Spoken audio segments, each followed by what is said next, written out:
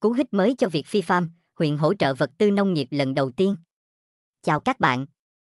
Mới đây, Linh Philip vừa đón nhận một tin vui khi phòng nông nghiệp huyện xuống khảo sát mô hình trồng lúa nước ở trang trại Việt Phi Farm để lên kế hoạch hỗ trợ những vật tư cần thiết cho nông nghiệp trồng lúa nước ở trang trại Việt Phi Farm do Linh Philip điều hành.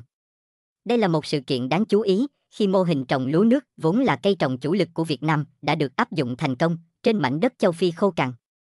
Sự kiện này không chỉ mang lại niềm vui cho ông chủ Việt Phi Farm mà còn nhận được sự quan tâm của người dân địa phương cũng như thu hút sự chú ý của đông đảo khán giả xem kênh.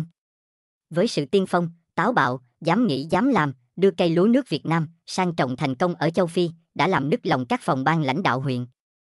Từ chủ tịch đến trưởng phòng nông nghiệp huyện cũng đều tức tốc đến tham quan và học hỏi mô hình trồng lúa nước tuyệt vời này. Như các vị lãnh đạo huyện chia sẻ, ở đây, người dân chưa hề biết về cây lúa nước. Chứ chưa nói đến chuyện trồng lúa nước như thế nào cả. Vì vậy, Linh Philip trồng được lúa ở đây là điều rất đổi tự hào, hãnh diện cho người dân bản, cũng như chính quyền địa phương. Ở vụ lúa mùa mưa, chủ tịch huyện mặc dù bận trăm công ngàn việc, nhưng với cây lúa của Linh Philip, làm ông rất thích thú và hào hứng. Nên bằng mọi cách, ông cũng tranh thủ sắp xếp thời gian, xuống tham quan cho biết một lần. Khi đặt chân đến trang trại, ông không thể tin trước mắt mình là một cánh đồng lúa xanh tốt, nặng trĩu hạt. Đây là lần đầu tiên ông nhìn thấy cây lúa, mà đặc biệt lại xuất hiện trên chính vùng đất châu Phi nắng gió, khiến ông chủ tịch huyện không khỏi bồi hồi xúc động. Ông vui vì từ nay, với mô hình trồng lúa này, người dân bản có thể học cách trồng lúa của người Việt Nam, cuộc sống sẽ sang trang mới ấm no, hạnh phúc hơn. Mô hình trồng lúa đầu tiên này được xem như là một cuộc cách mạng lương thực, giúp người dân bản Angola sớm thoát cảnh đói nghèo. Chủ tịch huyện lúc đó cũng hứa sẽ hỗ trợ phân bón nhiều nhất có thể cho trang trại Linh Philip, cũng như các loại máy cày, máy xúc trong việc làm đất trồng lúa. Phải công nhận một điều, từ khi Linh Philip đưa mô hình thử nghiệm cây lúa nước Việt Nam trồng thành công ở châu Phi thì được bên phía huyện quan tâm và hỗ trợ nhiệt tình hơn. Đây cũng là tín hiệu mừng cho Linh Philip cũng như người dân bản ở đây. Sự quan tâm, ủng hộ cũng như hỗ trợ những vật tư nông nghiệp cần thiết cho trang trại minh chứng một điều, những công sức và sự giúp đỡ người dân bản trong việc xóa đói giảm nghèo được bên lãnh đạo huyện ghi nhận và biết ơn. Với mô hình nông nghiệp cầm tay chỉ việc, cùng ăn, cùng ở, cùng làm, đã phát huy được tính ưu việt của nó. Người dân bản châu Phi, từ chỗ làm nông nghiệp theo kiểu lạc hậu, ăn may này, đã biết cách làm nông nghiệp theo hướng hiện đại, tăng năng suất, làm chắc, ăn chắc.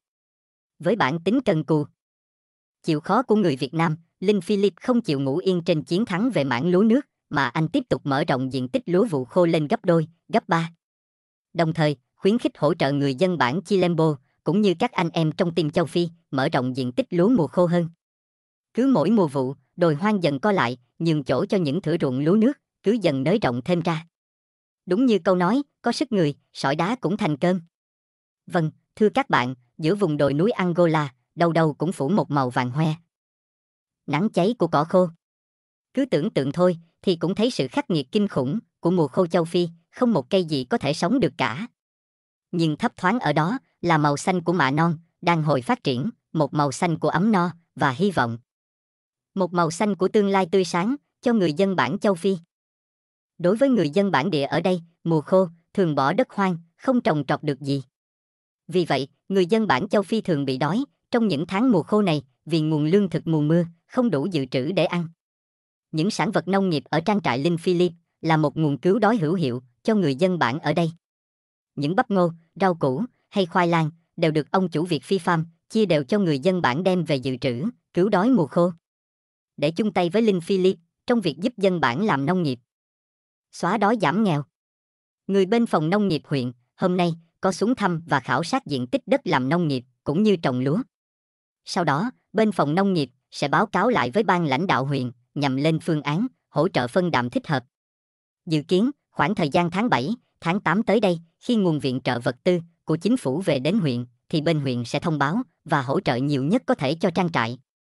Linh Philip cũng chia sẻ thêm, mặc dù nhận được sự hỗ trợ phân bón của huyện, được chừng nào thì mừng chừng ấy. Bên cạnh đó mình cũng đề xuất mua thêm khoảng vài tấn phân dự trữ với sự trợ giá của huyện. Trong chuyến khảo sát này của phòng nông nghiệp, Linh Philip cũng trình bày quy mô cũng như diện tích lúa sẽ mở rộng thêm trong vụ mưa sắp tới. Dự kiến, tổng diện tích lúa sẽ tăng lên khoảng 5 đến 7 mẫu. Vì anh muốn tập trung cây lúa là mũi nhọn trong nông nghiệp nhằm giải quyết đói nghèo cho người dân bản. Bên cạnh đó, vụ mưa sẽ là vụ chính vì nguồn nước rất dồi dào. Linh Philip dẫn người bên phòng nông nghiệp huyện thăm một vòng các ruộng lúa nước vừa mới cấy.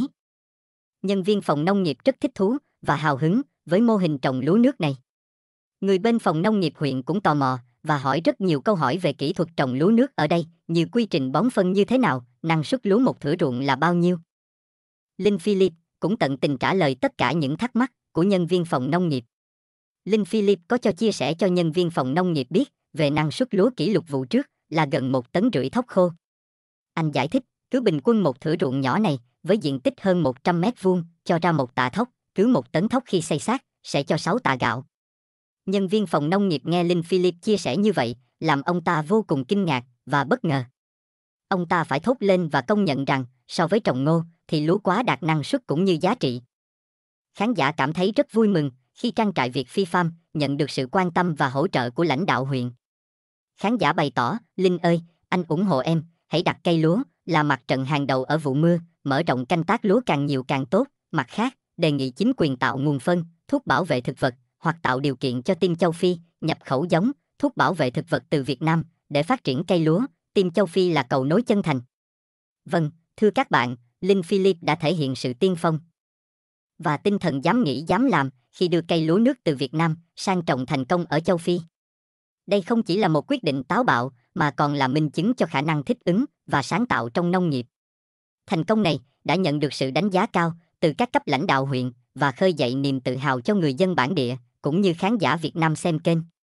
Việc dám thử nghiệm và áp dụng những mô hình mới trong nông nghiệp không chỉ đòi hỏi kiến thức chuyên môn mà còn cần một tinh thần quyết tâm và lòng dũng cảm. Linh Philip đã chứng minh rằng sự đổi mới và sáng tạo có thể mang lại những kết quả bất ngờ và đáng khích lệ. Mô hình trồng lúa nước đã mở ra một cuộc cách mạng lương thực tại Angola. Trước đây, người dân bản địa thường phải đối mặt với tình trạng thiếu lương thực trong mùa khô. Nhờ có mô hình này, người dân đã học được cách làm nông nghiệp hiện đại, tăng năng suất và đảm bảo nguồn lương thực ổn định. Đây là một bước tiến quan trọng trong việc xóa đói giảm nghèo và cải thiện đời sống người dân bản địa.